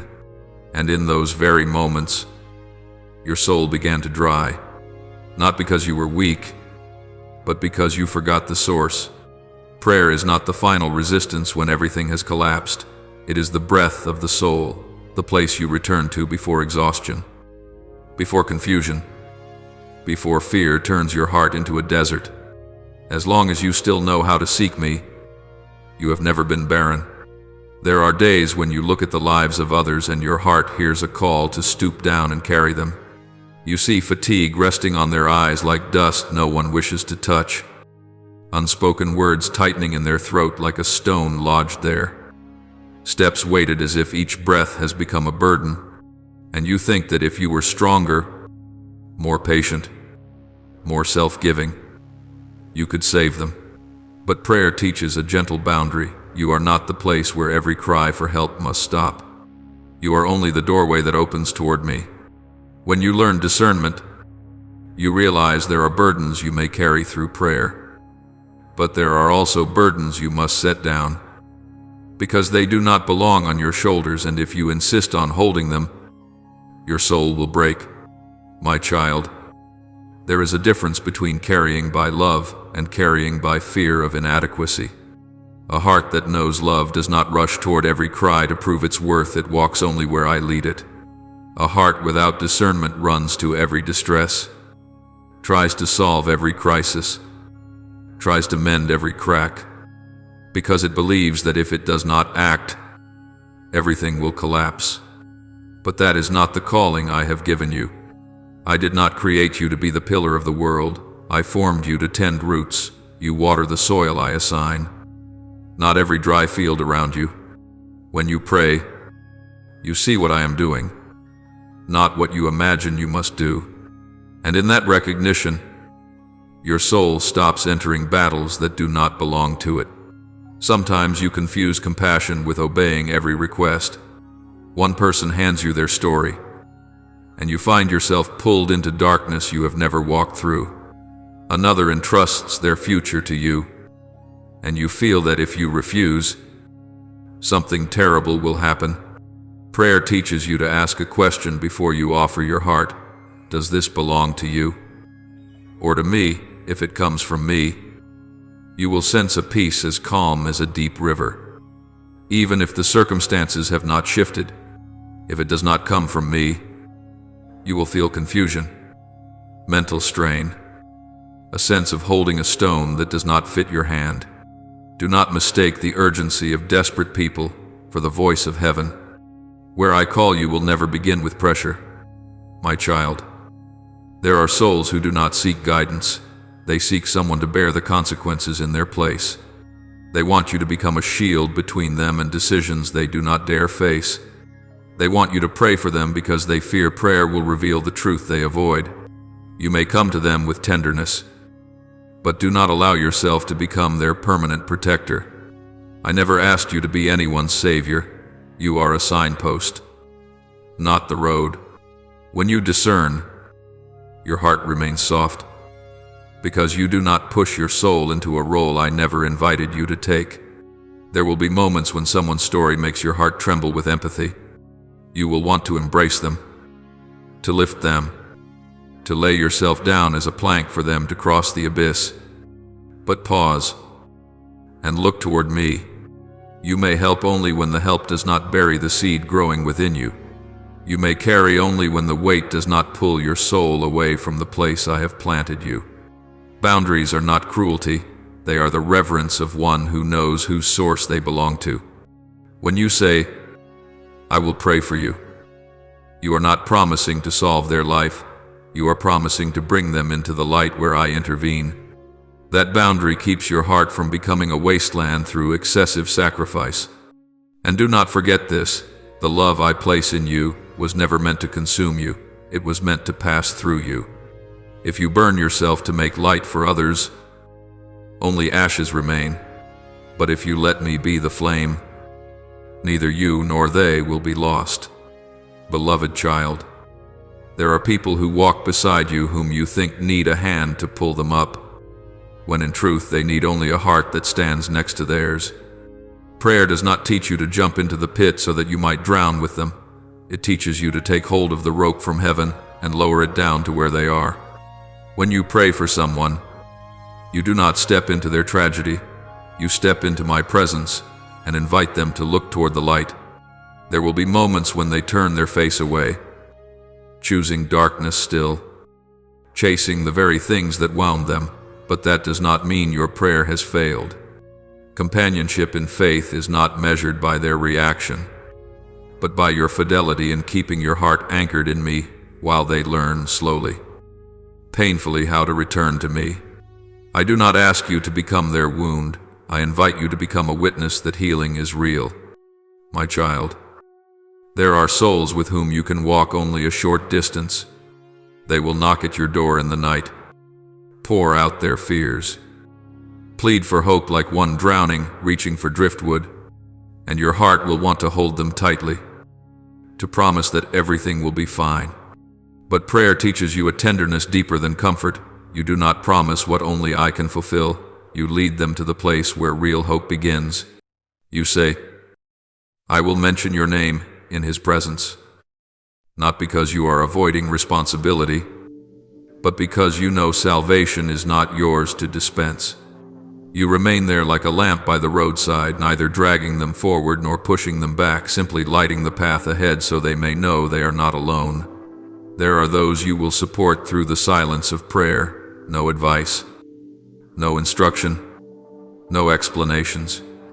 For there are seasons when counsel blows over hardened soil like wind, while prayer becomes rain that seeps slowly into the deep places. When you hold someone in prayer, you do not attempt to control the arc of their life. You bring them into the atmosphere where grace can reach them. They may not notice. They may not thank you. They may even turn their backs on the very light you have opened. But stand firm. Water does not need applause to feed roots. Grace does not require recognition to do its work. Your companionship, therefore, does not need to be seen to be true. Child, you will meet souls who place their whole life in your hands, not because they trust me, but because they fear failure. They will say, if you leave me, I have nothing. But you cannot be their house of refuge. You can only be the door that leads them to the space where they may breathe. I never demand you trade places with another, as if you must carry their pain so they may rest. If you try, both will be lost. You were not created to be the anchor of all people. but to point toward the one anchor that cannot fall. When you pray, you remember that the weight was never meant to rest upon your shoulders. You are only the hands that place it upon my throne. Some will ask you, why do you only pray and not act? And you must face such misunderstanding and peace. They do not know that prayer is the deepest action. It may be unseen on the surface, but it reaches the roots where my will moves. When you walk beside someone in faith, you do not force them to change, nor chase after them to save every stumble. You walk next to them in a silence that carries weight. And at the appointed moment when their soul opens, even a hairline crack prayer will have already soaked the soil enough for a seed to live. You cannot know when that moment will come, but I know. Your task is fidelity, not triumph. There will be places you enter where people grow lighter without understanding why, as though they could breathe deeply for the first time in many days. Not because you speak great words, nor because you lead with grand gestures. It is the hidden work of prayer that alters the spiritual climate around you, a quiet terrain rich with oxygen, where weary souls can rest without shame.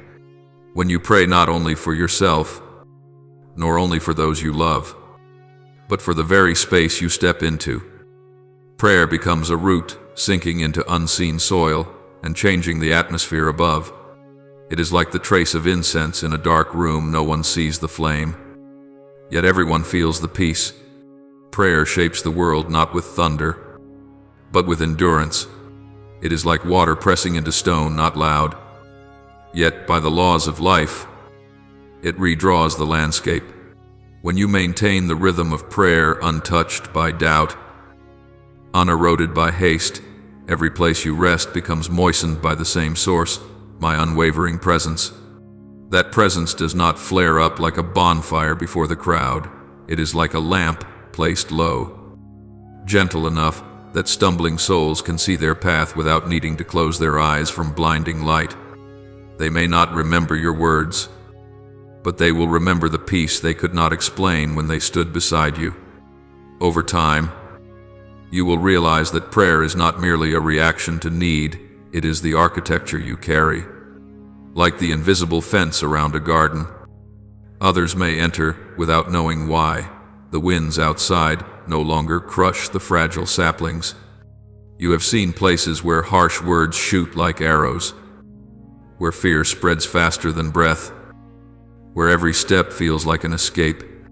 You do not need to debate, prove, or speak louder to overpower them. You only need to carry the atmosphere of prayer. Like a traveler crossing a field, carrying the scent of fresh grain upon their clothes, a soul tangled in confusion will find steady ground without knowing why, like a panicked wanderer who sees water at the bottom of a well and suddenly understands they can live another day. Some souls I bring near to you, not because they need answers, but because they need air.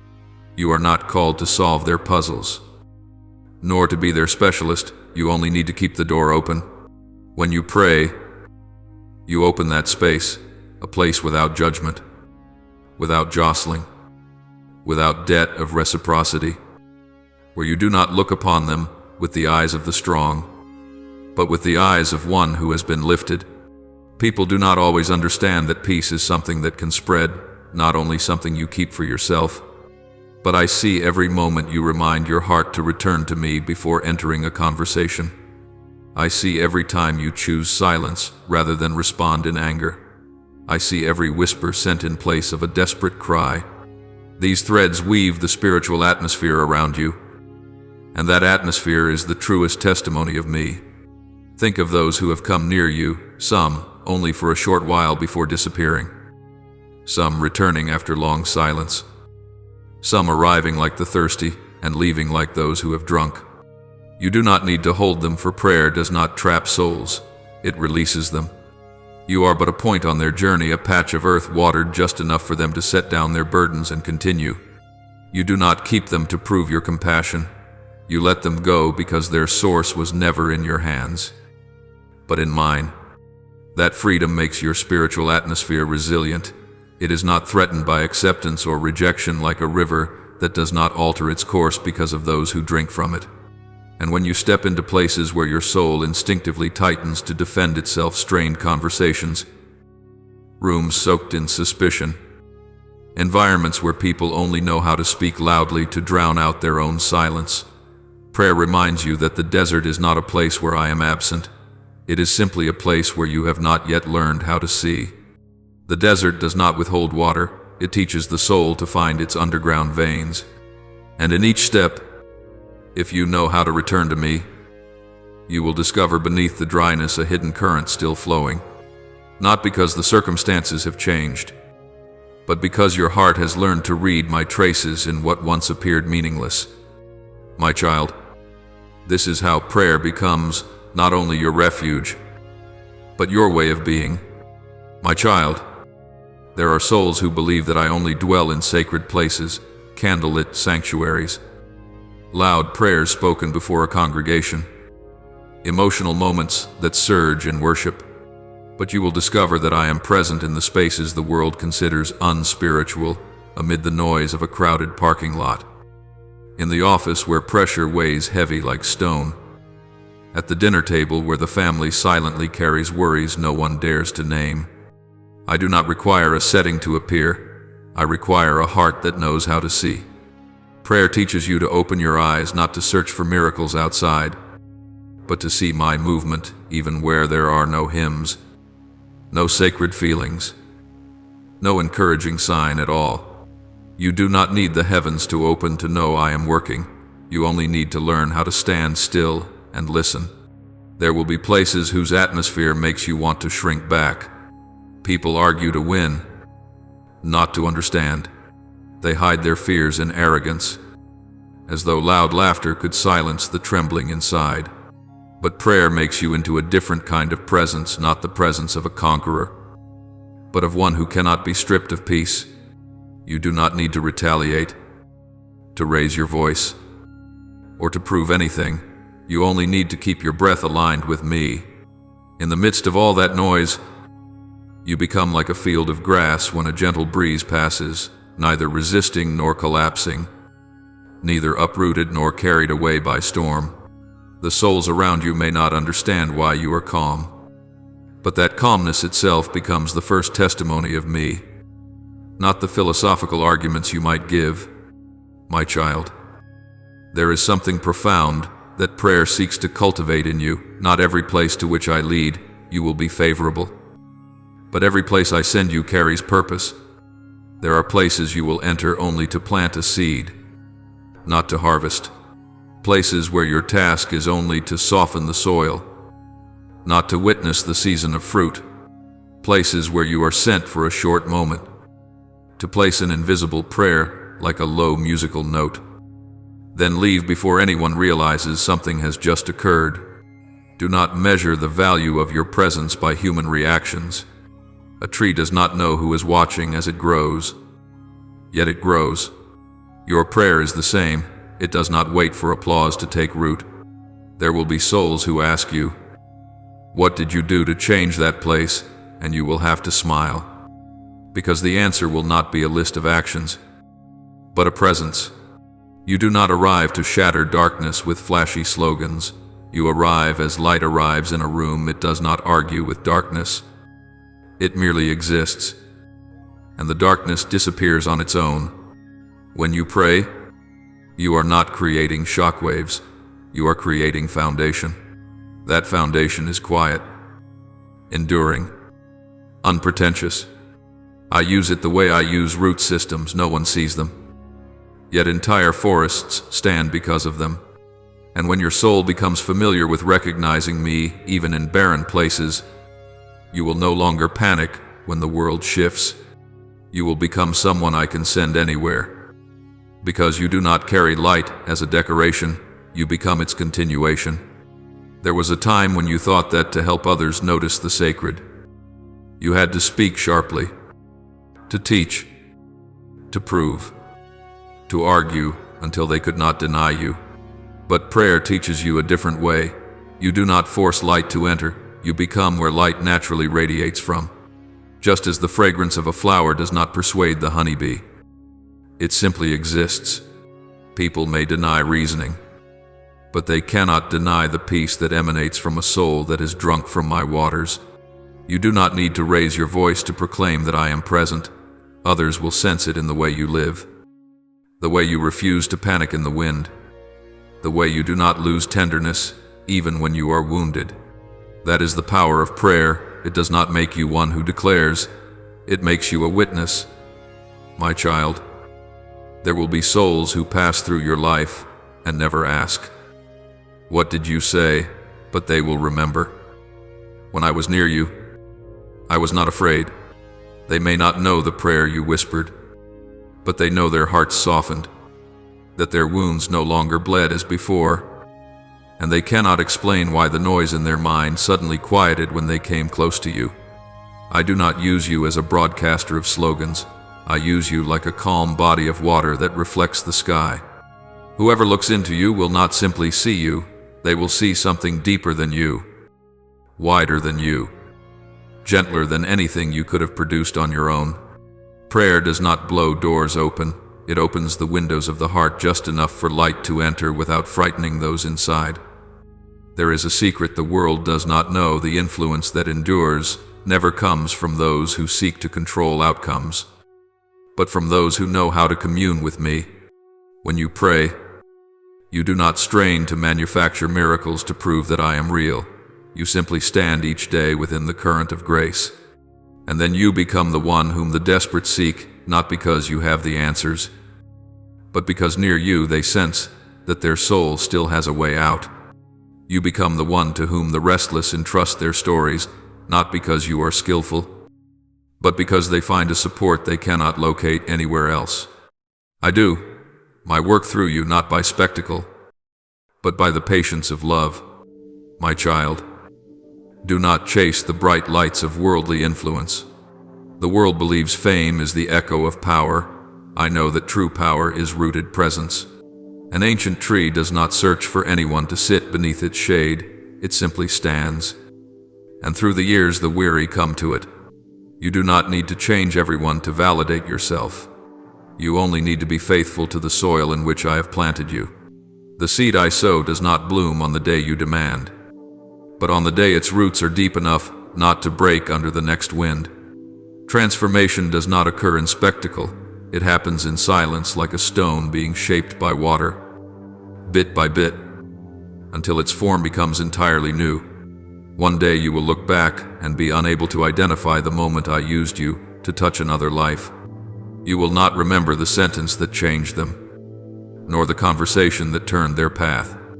But deep in your heart, you will know that the prayers you whispered wove my footsteps into their story. Prayer does not ask for recognition. It only asks for faithfulness. And what you sow in that faithfulness will travel farther than anything you ever tried to force. When your soul becomes a silent witness, you no longer ask, "Have I done enough?" You only ask, "Do I still belong to you?" For a soul that belongs to me is already enough for me to sow peace wherever it stands. There are days when you have poured out all your strength in prayer, like someone casting out a net into the night sea full of hope, only to pull it back and see nothing but empty waters, reflecting your own weary face. You ask yourself, where did my prayer go? Did anyone hear it? Will anything change? And your soul wants to measure the effectiveness of prayer the way people measure the weather or the market, quickly, concretely, with clear indicators to know whether you were right or wrong. But prayer does not operate in that way. It is not a transaction, nor an instant promise. It is a seed pressed into the soil, and the earth never exposes its roots when I am nourishing them. You see only a dry sky, but I am making rain beneath the surface. My child, there are prayers I answer with silence before I answer with movement. I am not silent because I abandon you. I am silent so that your heart stops searching for signs outside and begins to look at the roots where faith is born. Just as the night is not the end of the day, but the interval in which the sky shifts, my silence is not a void of grace, but a chamber in which I redirect your heart. There, you learn to ask differently, no longer when or why, but what are you doing within me, when that question emerges. Your prayer ceases to be a cry for control and becomes the breath of surrender. You see life like a river and want me to raise a bridge immediately, so you may cross the dangerous waters without fear. But sometimes I do not raise the bridge, I teach you how to swim. I do not move the water, I move you. Prayer does not change the circumstances first, it changes the posture of your soul within them. When you say, "Please rescue me," I may not pull you out of the storm, but I may give you the feet that can stand firm when the wind strikes. When you ask for peace, I do not always still the waves, I deepen your heart, so the waves no longer have the strength to pull you under. And in the very moment you think I have not responded, in that moment I may be doing the work you cannot yet see. There are souls who want to measure the effectiveness of prayer by speed, like someone who sows seed in the morning and then sits beside the soil until evening, staring at it. They forget that life needs time, needs the darkness of the earth, needs secret movements beneath the surface. Your prayer is the same. It is not a flash of lightning that illuminates everything at once. It is molten fire beneath the mountain, reshaping the structure from within. When the result finally comes, you may think it arrived in a moment of miracle, but in truth it is born from hundreds of times you knelt before me. Hundreds of times you chose trust over fear. Hundreds of times you whispered in exhaustion. You know better than I do. Those words are carved into the riverbed of your life like new layers of stone. I never waste them. My child, do not call prayer useless just because you have not seen the outcome. Do not call me distant because I did not act at the moment you demanded. A seed does not give up simply because it has not yet seen the sun. It waits until its roots are deep enough not to be torn from the ground by the first wind. Prayer does not give up on you, even when you momentarily lose your certainty. It rests in the soil of the time I give, nourished by things you cannot perceive every time you lay down the impulse to control. Every time you choose trust instead of anger. Every time you hold silence instead of chasing fear. These things are not invisible to me. I keep them all. There are seasons when you pray and your heart is like a person pressing their ear against the earth, hoping to hear the sound of a seed breaking open. You count each day, each night, each tiny sign to measure whether I have acted. And when you see nothing, you think, did I pray wrongly? Did you overlook me? But prayer teaches you to observe waiting differently, not like the one standing before a locked door, knocking impatiently against its hinges, but like the one who sits beside the field and knows life is working in the quiet. I do not ask you to stand guard over results like a keeper of a warehouse. I invite you to live with me as one who participates in the process I am constructing. Waiting is not the place where you are abandoned. Waiting is the space where you are formed into my likeness. My child, when you wait in prayer, you do not need to brace yourself to prove your strength. You only need to breathe deeply in my presence. For there, your fear of losing control will peel away from your heart like dry husk from a grain. There are pains that can only be healed in silence. There are scars that can only soften during the time I hold your hand without you knowing. Waiting is the cocoon I wrap around your soul so it does not shatter as it grows. If I showed you everything too soon, you would treat the result as proof of your own capability. But when I make you wait, you are forced to look back at me, and in that moment, faith ceases to be a slogan and becomes the place you rest.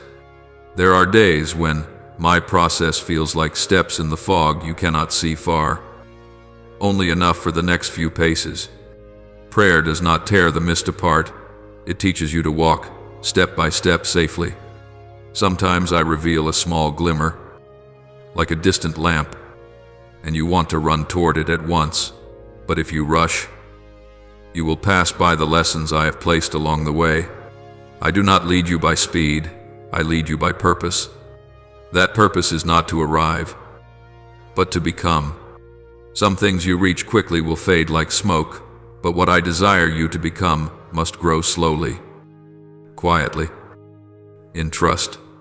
My child, waiting is never a punishment. It is the declaration that I trust you to carry what I am preparing. Just as a mother does not place a newborn in hands that do not yet know how to hold, I do not place great answers into a heart whose roots are not steady. You may think you are ready, but I know the depth of your soul. I know which places have softened, which remain hard, which have closed themselves out of fear. Waiting is my hand upon your shoulder saying, there is still one more layer that needs healing. If I answered before that happened, you would lose the foundation I am building, and then you would collapse beneath the weight of the answer itself. There are souls who run from waiting the way they run from darkness, simply because they do not understand that this darkness is the earth holding the seed. Do not be like them. Not everything that comes quickly is good, and not every silence is a failure. In waiting, you learn how to listen to me rather than to your anxiety. In waiting, you discover what endures and what is only impulse. And when I open the door at the right time, you will not enter with the panic of someone randomly rescued, but with the peace of one who has grown enough to carry the answer through life. There are seasons when you kneel with the impatience of someone standing before a locked door, hoping that every word you utter is the key that fits the lock and triggers the click of deliverance. You want prayer to become a tool, a simple equation. You speak, I respond. You plead, I intervene. But when the answer does not come, your heart recoils instantly, like a child who believes they have been forgotten. You forget that prayer is not a transaction but a conversation that shapes your soul. Its purpose is not to make your life easier, but to make you stronger in me. When you stop forcing me to respond immediately, you begin to hear the sound of me renewing you from within quietly, without display, like the roots of a tree pushing deeper into the earth where no one's eyes can reach. My child, do not think that I measure my love for you by how many of your wishes I fulfill. I do not indulge a soul so that it weakens in fragility. I train a soul so that it matures in trust. If I only responded according to your emotions, you would soon treat me as a sacred button to press whenever trouble comes, not as the shepherd who guides you step by step through both meadow and valley. I do not lead you to treasure only to abandon you in a maze. I lead you so that you may learn how to walk with me slowly, steadily, faithfully. It is not miracles that make you strong, but the journey of waiting for me in silence. What I do within you is more important than what you expect from me, for it is the foundation that enables you to stand firm even when you cannot see what you long for. There are moments when you believe a prayer failed simply because circumstances have not changed. But the first change I seek is not outside, it is the depth of your heart. If you ask for courage, I do not always sweep away fear. I place you in gentle winds, so you may learn to walk through them without trembling. If you ask for healing, I do not merely erase the wound, I use the very days in which you learn to trust without breaking again to become the scar tissue of resilience in your soul, not easily torn anew. It is not that prayer is ineffective, it is that your eyes have looked in the wrong direction. You search for outcomes, I search for identity. You seek escape, I seek roots. You look at the surface, I look at the ground upon which your life is built. There are souls who come to me like merchants. They ask in exchange for something they desire, and when I do not respond, they fall into disappointment, believing my silence means I do not care. But a child who belongs to me does not ask as one seeking a product. You ask as one who needs the arms that keep you standing in the dark. You no longer say, "Do this, so I can believe you." You say, "I believe you, even if this has not yet happened." That reversal is the most beautiful step of maturity in prayer. Not because you resign yourself, but because you understand that my love is not contingent on the results you receive. It is the foundation upon which you are able to go on living, breath by breath, day by day, across unfamiliar ground. My child, when you cease demanding outcomes, your soul is freed from the burden of comparison. You no longer stay awake thinking, "What must I do so he will be moved?" You no longer drown in shame thinking, "Perhaps I am not good enough to be answered." A mature prayer does not bargain, does not try to win my favor through effort.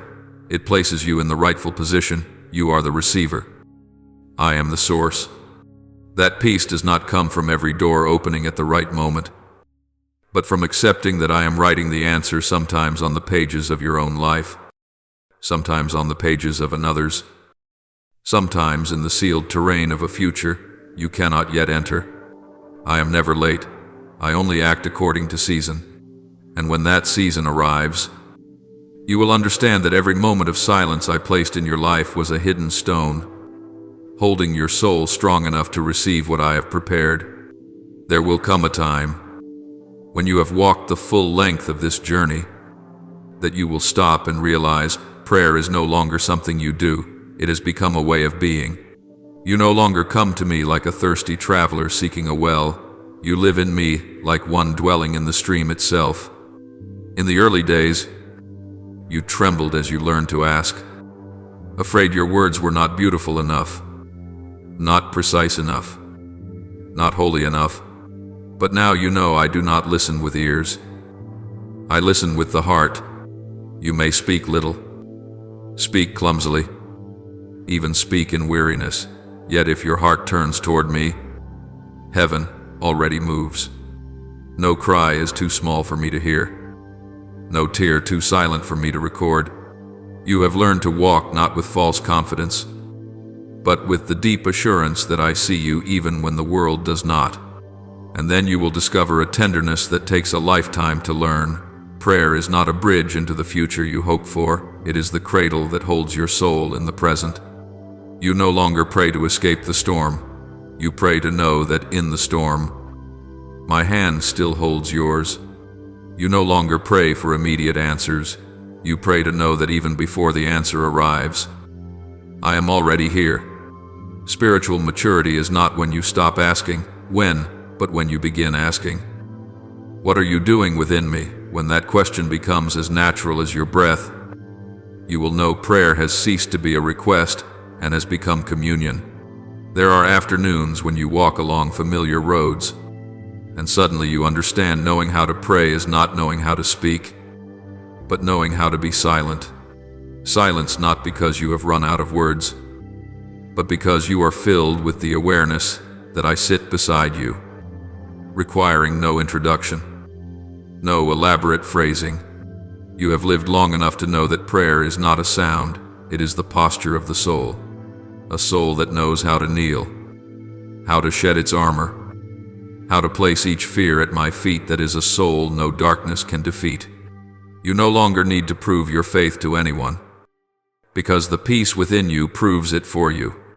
Others may doubt your words, but they cannot deny the way you live. My child, everything I have taught you along this journey leads to one truth. You never have to fight alone. I never created a soul to fend for itself in a complicated world. I created a soul with ears to hear my voice, with a heart that thirsts for my life. When you pray, you return to where you belong, not to an abstract idea, but to a real, warm, enduring presence. No prayer slips into meaningless void. All prayers find a harbor in me. Whether you whisper helplessly or cry out through tears, I still call it prayer, for I look at the motive of the heart, not the structure of the words. One day you will stand beside someone suffering, unsure whether to help with advice or with silence. You will remember what I taught you. Pray before you speak. Pray while you listen. Pray when you do not know what to do. When you place that person into prayer, you do not push them away. You set them closer to me than any encouragement could.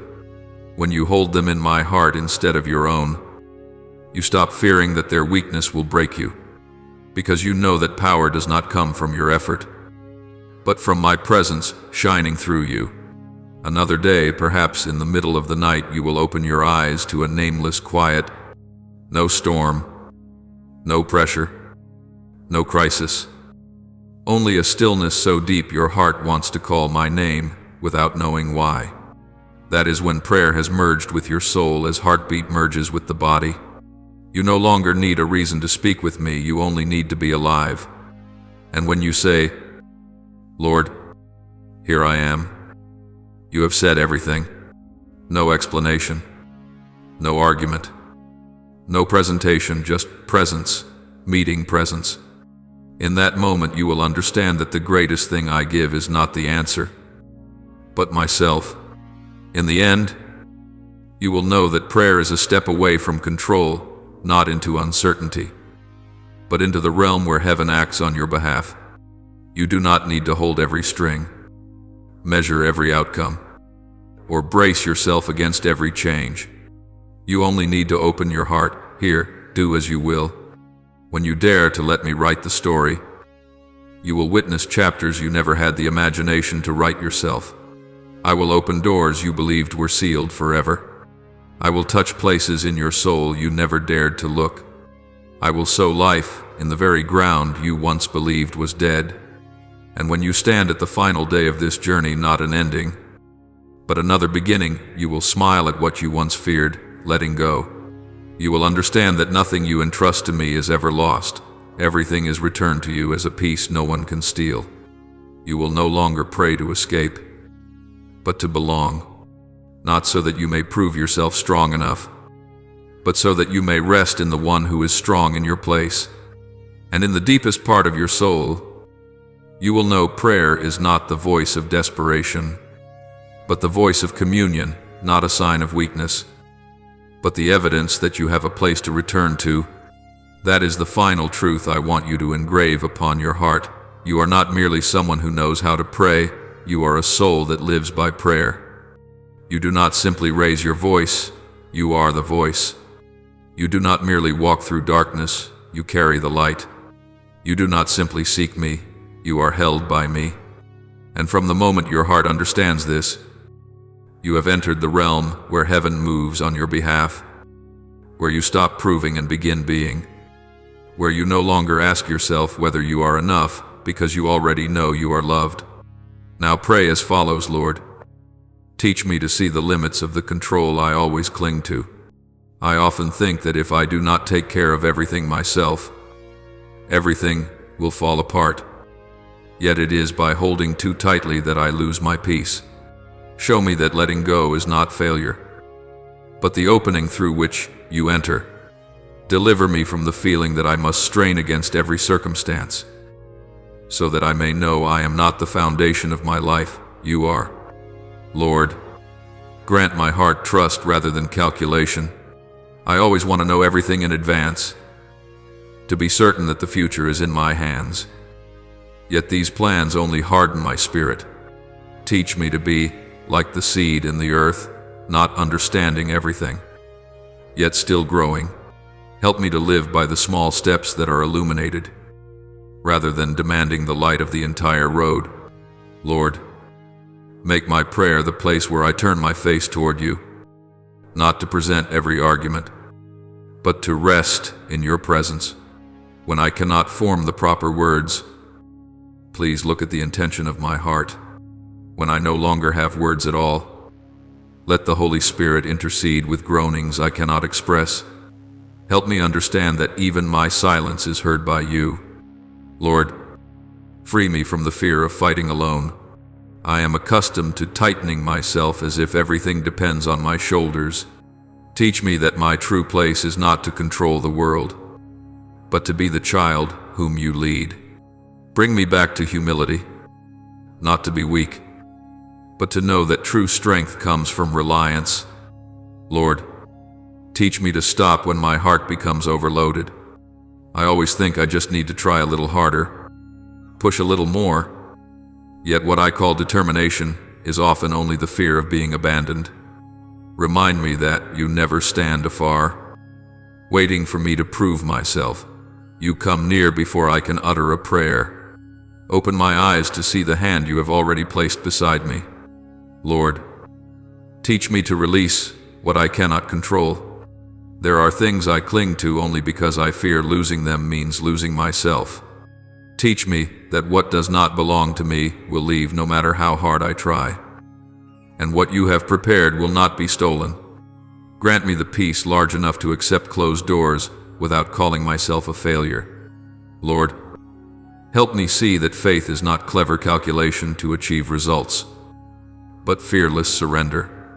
Many times I have tried to measure when you will act, when my prayers are strong enough, when I am worthy enough. Remind me that heaven moves when I believe, not when I control. Teach me to rest in the process you have ordained.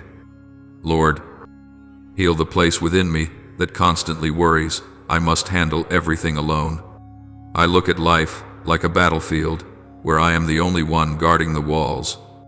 But you did not create me to hold up the heavens.